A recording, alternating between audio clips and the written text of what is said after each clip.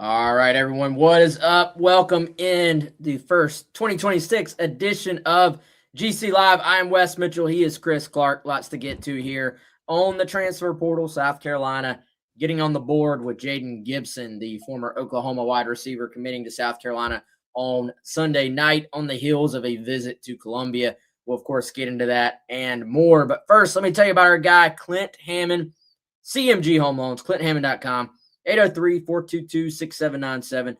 NMLS number 71597. Like we always tell you, if you're in the market for a new home, all we do is ask that you just give Clint a chance to earn your business. Give him a call or shoot him a text. That is his direct cell line right there that you can hit up. And I'm sure he'd love to talk some Gamecock football, some coaching hires, some transfer portal, all the above with you, while also letting you know everything you need to know about owning your own home. So again, shout out to Clint. And of course, you shout out Clint if you're in the market to buy a new house.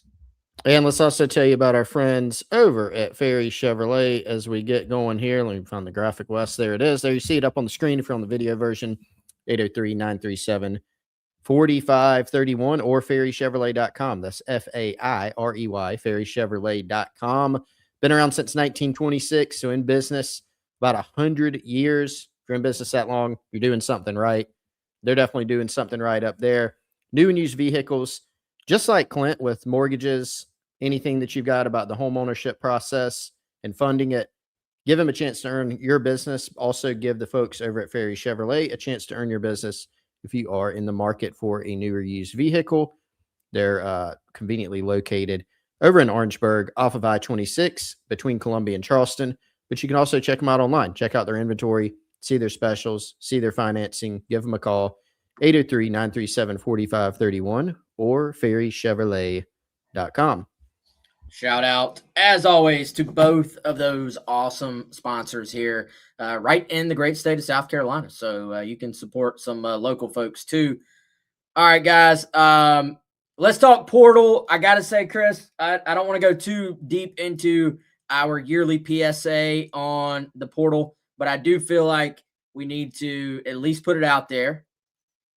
With the portal, you are cramming 2 years, 3 years sometimes of recruiting into a matter of weeks. In this case, this year, the actual portal window is 2 weeks. Now, let's be honest, there's a lot of pre-portaling going on, a lot of teams situating themselves. Throughout college football, nobody's immune to that. I think everybody was kind of involved in that. But point being, you're still even talking about, a month where everything's going to take place that typically takes a year or two for prospects. So following the portal, not for the faint of heart. You are going to just have way, way, way, way, way more misses than you have hits. You just are. And, I think that's everybody. You're going to have guys you're involved with, and maybe you have them at one spot on the board and they're looking at other schools that have them higher on the board. So the financial commitment from other schools ends up being more. You're going to have guys that you pass on. You're going to have guys that you just straight up miss on. And so a lot of this will make it look like you're just not getting players. Ultimately, you're going to have to judge this thing based on what the final product is. And even then, when I say final product, I'm talking about the end of, everybody in the portal signed somewhere that's going to sign somewhere. But really, you got to judge it on what happens on the field. So I think for South Carolina and for everybody else involved, it is a situation where you're going to have to just show a little bit of patience, and let's see what this group looks like when they are done. South Carolina did get on the board, Chris, like I said, on Sunday. Jayden Gibson. This was one of the first names that NACOS really tied to South Carolina, even like early on, like, hey, this could be a school to watch for him. He ends up taking the visit on Sunday, wraps it up. We had heard it went well, but we were kind of trying to sort through what is it going to look like with multiple wide receivers kind of being on the board.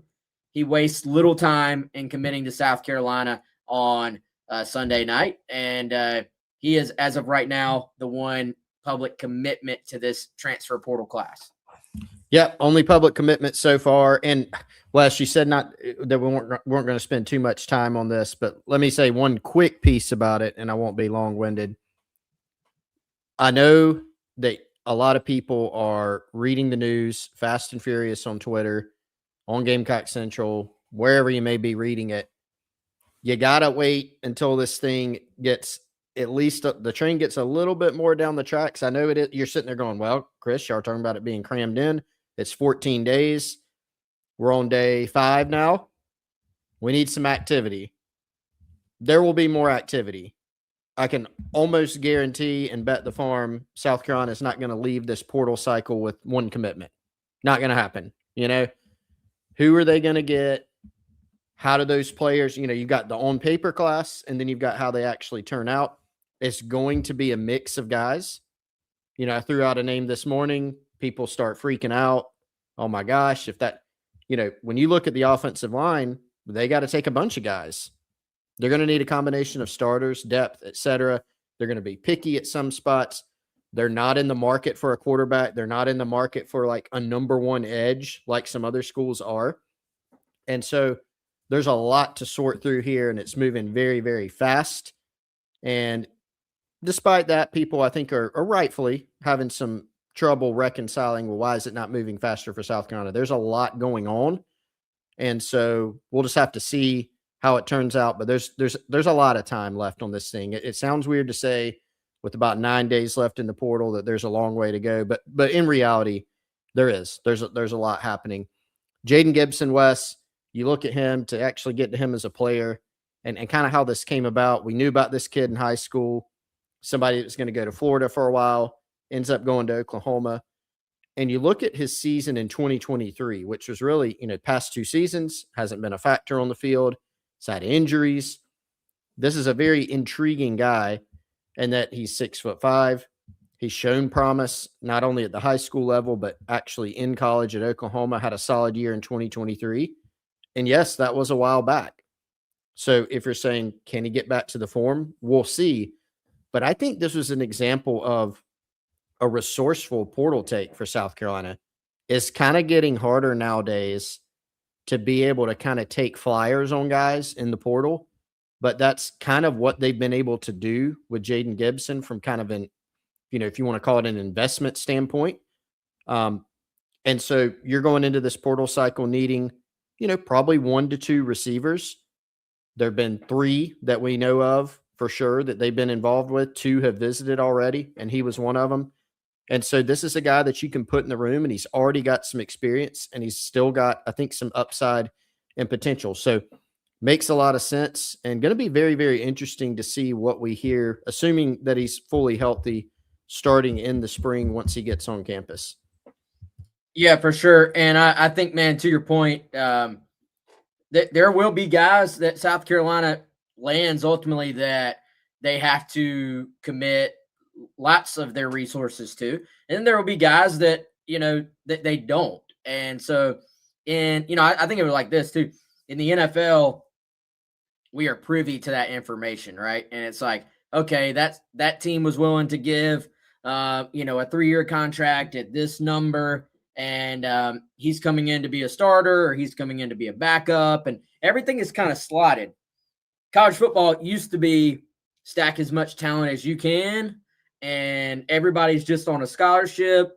Some people may be getting a little cash under the table, but certainly not the amount of money that's flying around right now. And so then it was stacked talent.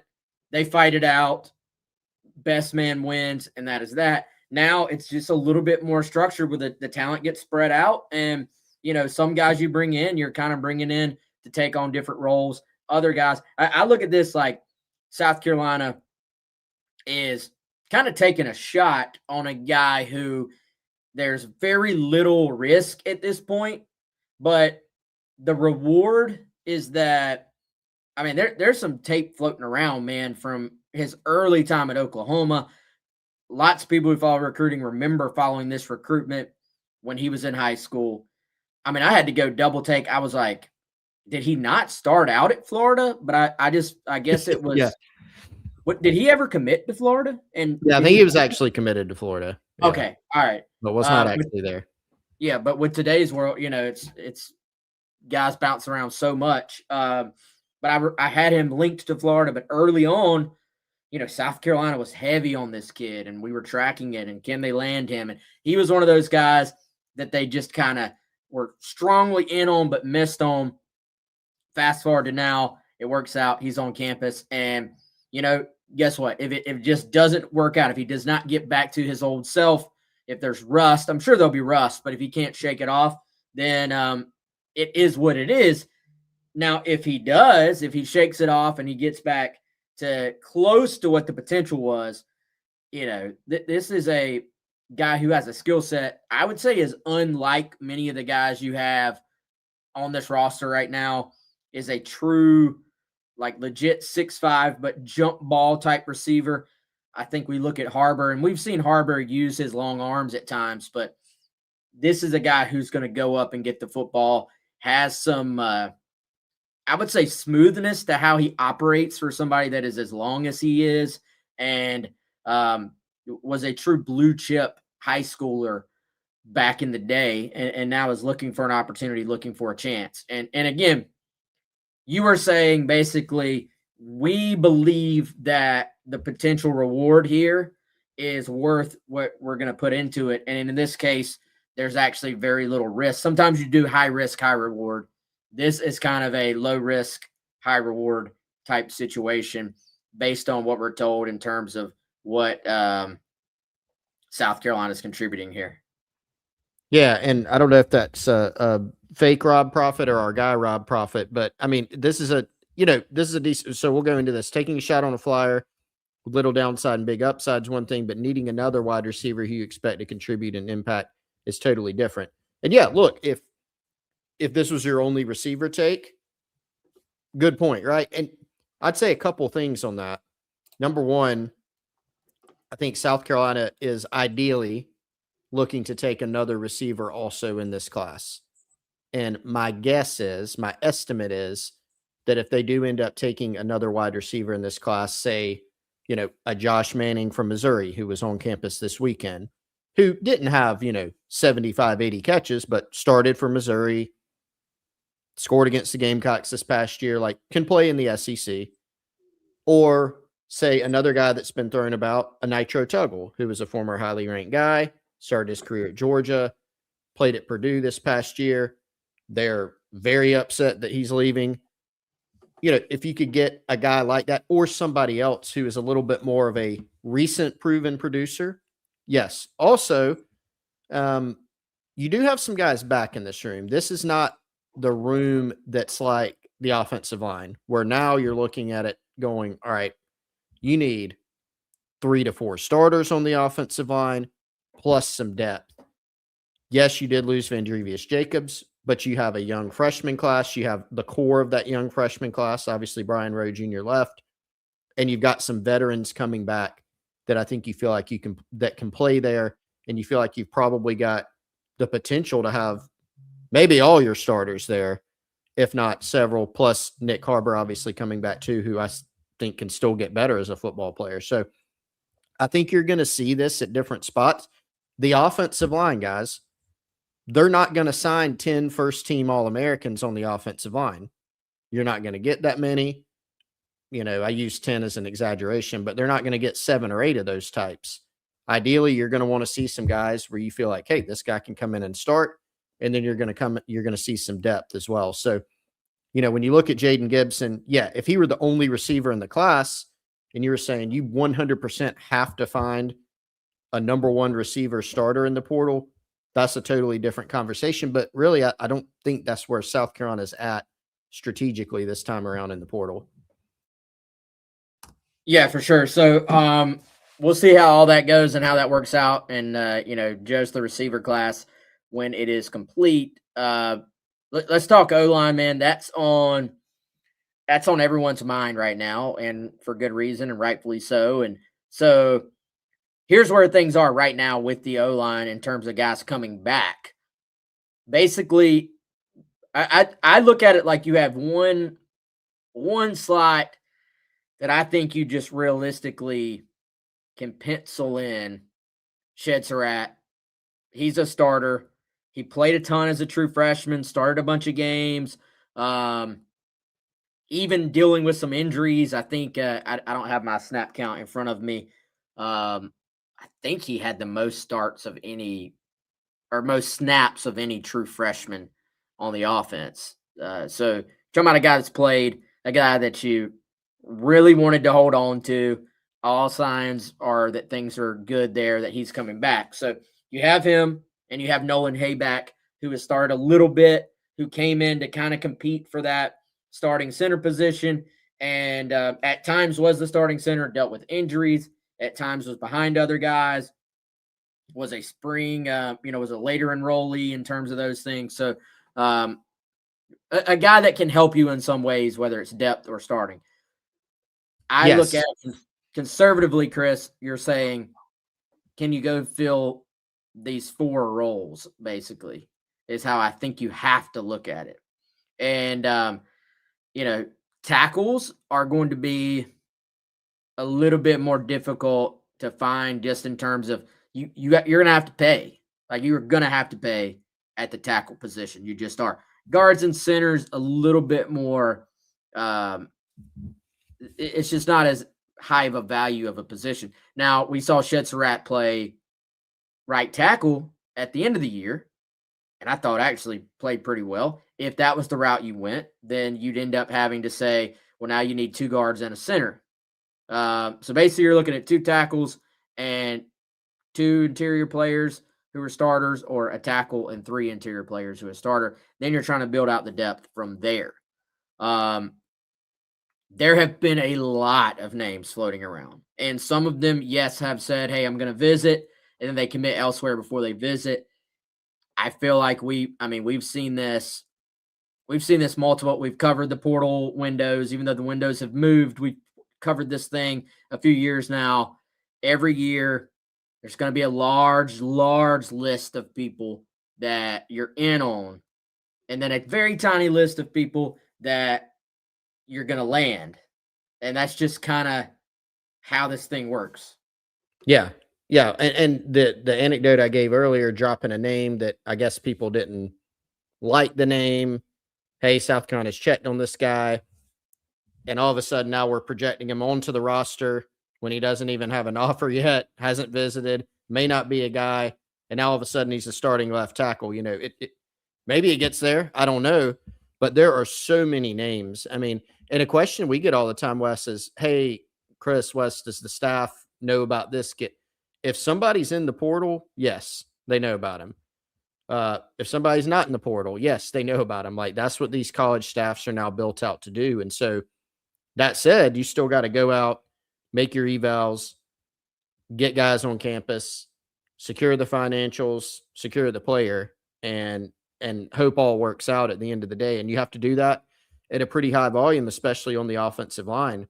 But there are a lot of names that are going to come out. There's going to be guys that, hey, that we've seen this a few times. This guy's going to visit, goes somewhere else, goes ahead and shuts down the recruitment. We'll see that. So there's just so many different things going on all at the same time on the portal. But, Wes, I think going back to the offensive line, not only are you looking for starters here, but you're also looking for some depth and just some numbers for competition. Think about last season, and Shane Beamer talked about how they were light on numbers on the offensive line, and that was before a bunch of guys left in the portal. Now, they anticipated a pretty decent volume of that. Some of them they probably did not anticipate until they were actually kind of happening in real time. But you're now looking at it. I don't have it in front of me, but I think the correct number is, even counting the 3 freshmen, Anthony Baxter, Zion Giles, and then Darius Gray will actually enroll this summer, you've got 10 scholarship offensive linemen right now. And that's obviously not where you want to be. So just for depth purposes, I think they want to be I can't remember the numbers being, 16, 17 scholarship offensive linemen, probably. You've got walk-ons. You're staring down the barrel of needing to bring in a pretty sizable chunk from the portal. But you also need those guys to not just be bodies for practice or depth. You got to bring in some guys that can come in and be good enough to start against one of the nation's toughest schedules once again. Yeah, I mean, you're going to need, just based on that alone, dude, 6 or 7 portal offensive linemen, I think. Now, I do. Now, you would love for Darius Gray to be in for the spring, I think, and because I think Darius is one of those guys who is far enough along that I don't want to say you want to plug him in and count on a true freshman as a starter. I think Darius Gray is a good enough player that you can plug him in as a reserve on your two deep, and then you're hoping if it gets to the point that you need him, that he is ready. Like, not, hey, you have to go play, you have to go start, but there's going to be injuries, there's going to be guys that get banged up, and so can Darius slide in there and just be ready, by week 3, by week 4, by whenever. We have seen, I feel like, man, in today's college football world, we see more and more true freshman linemen just kind of get thrown into the mix and be asked to go play, fair or not, because everybody is trying to build depth, and it's just hard to build depth these days because of the portal, because of this very thing. So I do think Darius is a talented enough player to potentially help this team on the O-line next year and be one of those answers. I just don't think you want to force him into that on day one. Hey, you got to go be our starting center. You got to go be our starting left guard or anything like that. So we will see. A guy, Chris, that I will be very, very curious to see what happens with. And I'm not saying we'll just fix everything, but I'm saying to me would help alleviate at least one of these potential issues. And at last check, he still isn't actually in the portal, but he's one of these guys that is, has publicly said, I expect it, I'm planning to go in the portal, has said it weeks ago. It's just all about that school putting him in there. And that would be a local guy in Xavier Chaplin, who started his career at Virginia Tech. Then he goes to Auburn. He's from Well Branch High School, from Seabrook, South Carolina. And, I looking at the needs there and the fact that he's definitely planning to go in the portal, there's an alignment there, I think. And someone who did not quite have the year he wanted at Auburn and has had a heck of a career to this point at Virginia Tech, and was really, I think, was the top transfer portal offensive tackle last cycle. This cycle so far, depending on where you look, he's 3rd or 4th. And, again, all the schools are kind of a little bit in a holding pattern right now. There's been chatter there that South Carolina will want to make a move. There's been chatter. Kentucky was already reported to be getting him on campus this past week, and I'm guessing that couldn't happen yet. There's some other schools involved, but Chris, that would be an example of someone that I think, if things do move forward there, and once he's actually in the portal, would maybe be a little bit more of an exciting name for fans to kind of talk about. Yeah, last I heard, it was kind of a paperwork timing issue. So I did hear today, we're recording this on Monday, it's 3:37 p.m. Eastern. So maybe he is officially in. It might have even been reported by now, Wes. But once that happens, you're going to see several schools move in on Chaplin. I mean, it's no secret. South Carolina's been one that's thrown about. Florida State's going to be one. There's going to be multiple others because he is a guy who has shown some good things, has promise, has more potential. Is huge. What is he? 6'7", 340, 350, big kid. And for South Carolina, you have the obvious need there, and you've got the home state, flavor there. So natural fit, natural mix. Now, does that mean he'll end up being a guy? In terms of being in the class, we obviously don't know yet, but there's no doubt he'll be one. And there will be others. I think, Wes, some of this, in terms of just the anxiety of it all, trust me, I get it, because people want to see, frankly, they just want to see a higher volume of commitments. and they want to see guys that they feel like can make a big impact. And that hasn't happened yet. That does not mean that it can't happen or that it won't happen in this cycle. I mean, Wes, we've been doing this for a while. Obviously, the transfer portal we've not been doing for 15 years because it didn't exist back then, but we've done it a few years. And if you look at both high school and portal recruiting, man, you can get it done a bunch of different ways. You can start hot, you can start slow. What really matters is what you do in the end. And not all transfers are going to be Spencer Rattler, Mhm. A 5-star who's a quarterback, who's got proven college production. Some of them are going to be Nate Atkins, or some of them are going to be Demetrius Knight. Some of them are even going to be Kyle Kennard, where you're like, he's a starter, he seems pretty good, and then he wins the Nagurski. And so what happens at the end is obviously what matters here. But there's no doubt that there's eyes on the offensive line because that's the most important one here for South Carolina. Yeah, and I just think if you can get in the game with a guy like Chaplin, that's probably a guy you can at least say, all right, there's proven productivity here. You're probably going to be willing to spend. And then you have the home, not that home field, hometown, all that necessarily always matters in the portal. But typically in a portal, here, I'll steal Rob's word from earlier because it's a good word, alignment. In the portal, it's all about alignment. What is your need as a player? What is your need as a program, as a team, as a position group? And am I, as the team, willing to pay the number that you are looking for to come play at your school, essentially? But if you made this point on the radio today, you still have to recruit a little bit too. If everybody's offering the exact same dollar, then it comes down to, all right, all the other traditional recruiting things all of a sudden come back into play.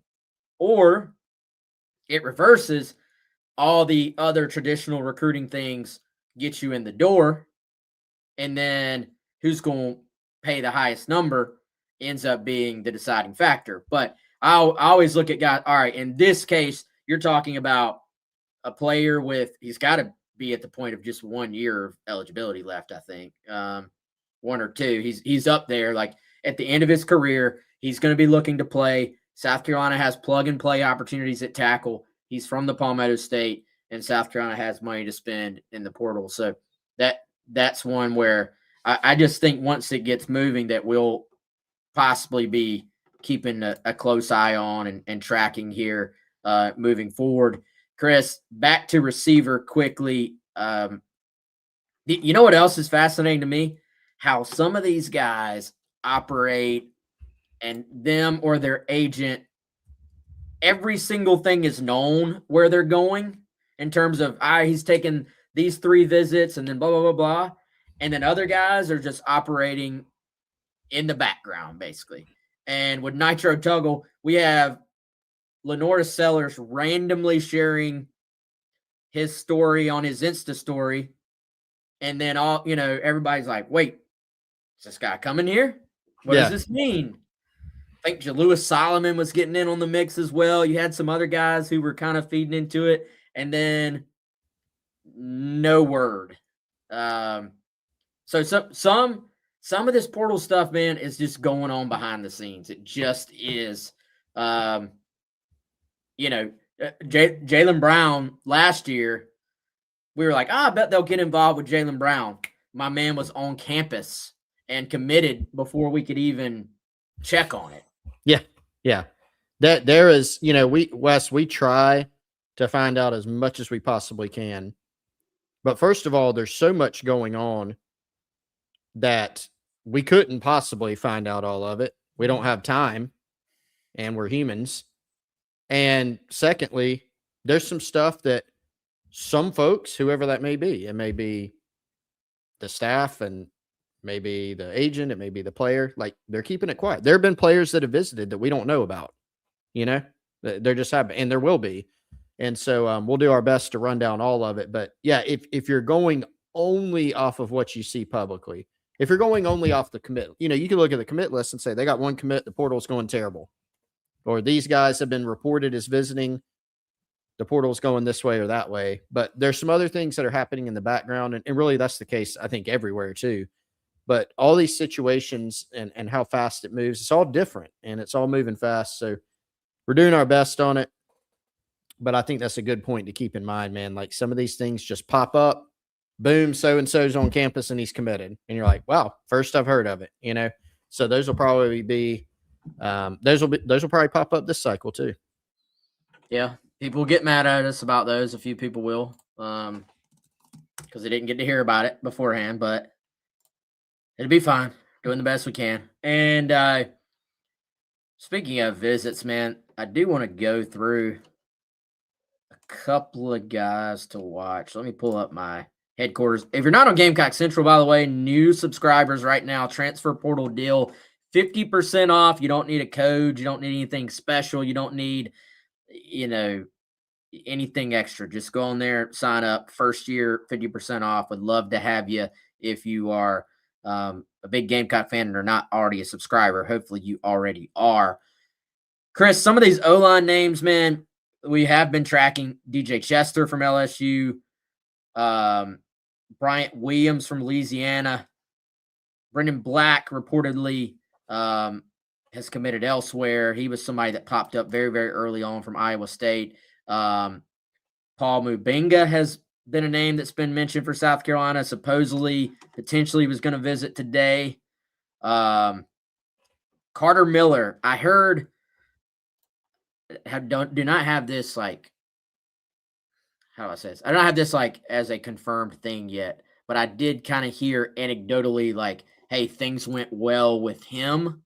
That's the UCF interior lineman. I don't know if you've heard anything else, Chris, on that visit that was scheduled for yesterday. Yes, that's the UCF offensive lineman. And tight end, Randy Pittman Jr. expected in later this week. Josh Sapp, the Clemson tight end, also told me that he will be on campus on Friday.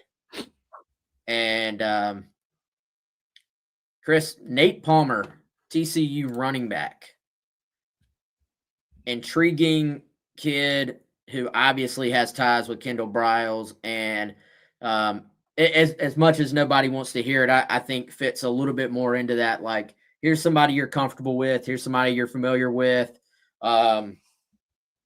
Isn't necessarily coming in to be an RB1, but Beamer mentioned that, dude. You got 3 running backs on scholarship.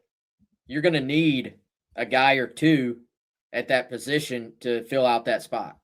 Yes.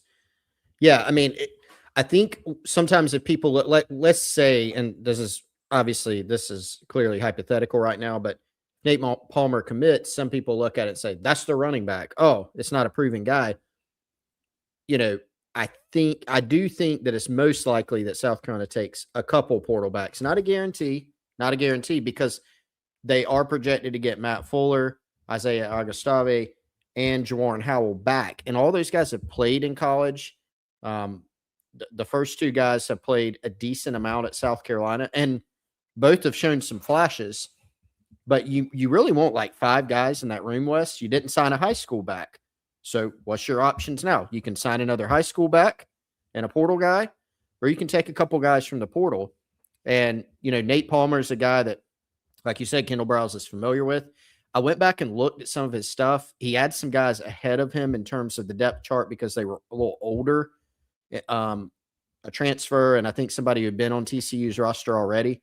They were just a little bit older and more proven, but their staff there, including Briles, seemed to really like him early in his career too. So, you're going to need more than 3 guys on that roster. So how do you build it? Well, at this point, you might look at the portal to do that. So I think that's a name that makes sense and could end up being another one of those resourceful takes. Now, obviously, Wes, like you said, your entire class can't be guys where you say that's a resourceful take. You got to go get some dudes too, and Nate Palmer could be Jayden Gibson could be a dude.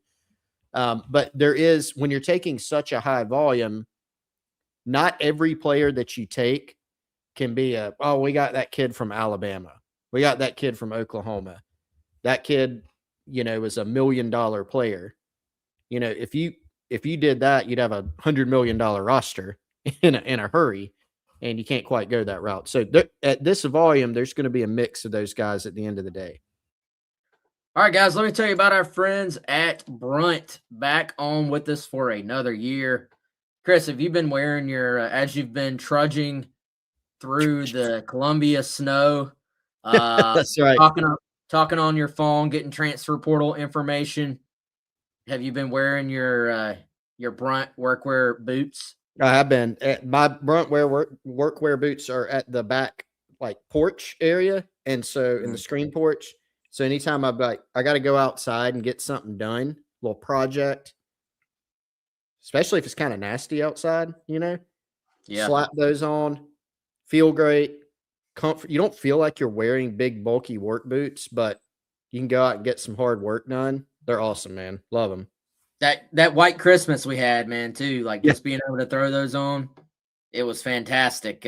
You should get your boots as well at bruntworkwear.com/GC. If you use that code, guess what? You're going to get $10 off. I don't know if they're on here today, but we had one of our usual listeners and chatters on here who bought some Brunt workwear boots off of, I believe, because of our ad. So shout out to them. And if you join that club here soon, please holler at us there in the chat and let us know about your Brunt workwear experience. And, just keep us updated, I guess. But I've been wearing mine as well. So I for the first little bit, Chris, I had it sitting here so I could hold it up.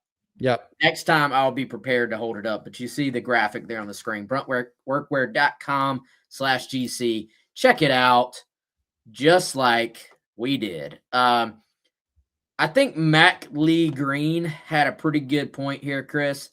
I think fans will feel a little bit better. You know how you talk about a guy? We talked about this with Sellers as a passer this year. Sometimes you just want to see the ball go through the hoop, right? Yes.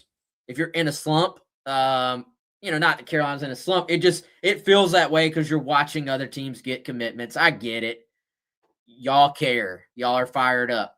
I think once the first big commitment comes in from the portal, the first offensive lineman that people are excited about, everybody will kind of relax a little bit, right? Maybe you take a breath because, and if you're South Carolina, you're going, all right, hopefully there's one spot filled. You can check that. Everybody wants to be able to, if you're trying to get your day done, you want to be able to check a couple boxes, right? So I think once they get that first box checked, everybody will breathe a little bit. But right now, hey, people care. This is way better than people not caring. Yeah, 100%, man. Sorry, I was having a little mute issue there, Wes. You want people to care? Absolutely. I mean, Wes, that's why we get to do what we do. If we covered, some other schools or, had a fan base that was just disengaged and didn't really care, we wouldn't be able to be blessed to do this job. So I totally get it because, when you're looking around at some other schools that you're trying to beat, not only on the recruiting trail, but on the field, are landing, more commitments or maybe some higher profile commitments, it's easy to feel like, well, when is our turn? It'll come. Again, South Carolina, I don't think I'll eat these words. They're not going to exit the portal window with one commitment. I don't think that's going to happen. There will be guys, and best we can do is follow it in real time. But the activity, it's already fast and furious. It'll kick up for South Carolina in terms of more visits and ultimately some commitments and signings as well. I'm intrigued by Randy Pittman Jr. Athletic kid, is kind of a little bit more from what I've seen. I haven't had a deep dive or anything yet. Kind of that H-back type tight end that's going to go out and try to create mismatches with. Isn't the tallest guy in the world, but is athletic, can get open, create separation, and has bounced around a little bit. He started UCF, right? And then so UCF, Florida State, now back in the portal, bounced around, scheduled to be at South Carolina later this week.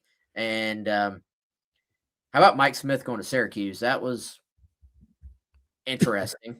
Very interesting. Yes. There was some buzz. I will say this now. There was some legitimate buzz potentially at one point about a return to South Carolina, return to Columbia for Mike Smith.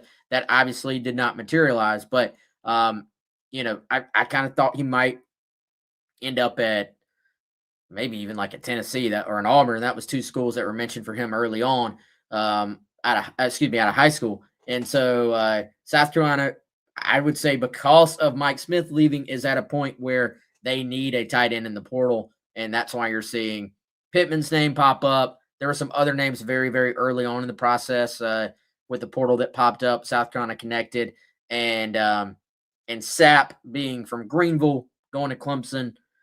We'll see how much South Carolina pushes there, but certainly makes sense for them to be involved with him.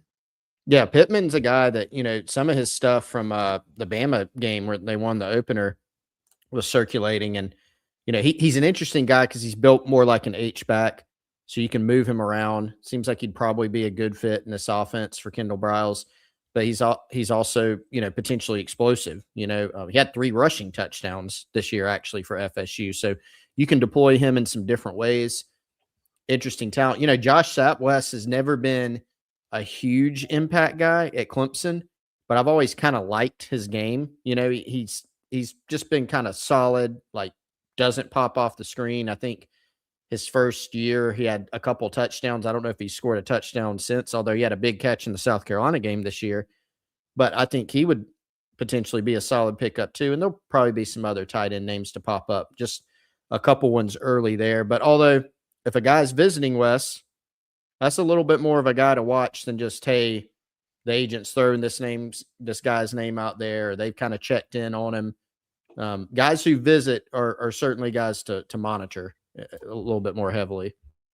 Yeah, especially if they actually make it to campus. And the reason I say it like that, I mean, dude, we've had already this cycle, agent mentions, a kid is involved or South Carolina's involved, and then you hear, nope, not the case, not involved. Or a kid says, I'm visiting South Carolina. Then you hear, nope, not the chance, or not the case. They're not involved. So it's a lot to sort through that can change very, very quickly in terms of where things are. But how many tight ends do you think they take? You think it's just one and done there? I think they want one, and you might take 2 if it's the right 2, and it's not a bank breaker. Mm-hmm. But one, I think one's probably more likely, if I had to guess or estimate. I won't say we're guessing, but it's kind of funny. It used to be in recruiting, especially in high school recruiting, you go, well, they're going to take one, but they'll take a second if they're too good to turn down. And it would be more just like, that guy's just too good of a player. Mm-hmm. Now it's more like, if it's just too good of a deal, basically. Yeah. You know what I'm saying? Yep. Things have shifted. So, all right, y'all, we're gonna hop on off here today. I am hopeful. I'll be honest. It's been Monday. Monday has kind of been a quiet day, at least in terms of stuff I've heard. So I am hopeful that we will be able to gather more intel, more information later on today as the day progresses into Tuesday, and that we'll be able to hop back on here and have a little bit more to tell y'all in terms of where some of these things are headed, because there's a lot of new names that we've been checking on today that you're just trying to verify. Is this real? Is it mutual on both sides? How strong is it? And all those things. And don't want to just throw out names just for the heck of it. So we will get back on that, work on that. But thank y'all for hopping on. Again, Happy New Year. I hope y'all had a great sort of little break there. And Chris and I will be here for you on GamecockCentral.com every step of the way during the transfer portal. Come check us out. 50% off going on right now. Hope to see y'all there. And we'll see you back here on DC Live very, very soon.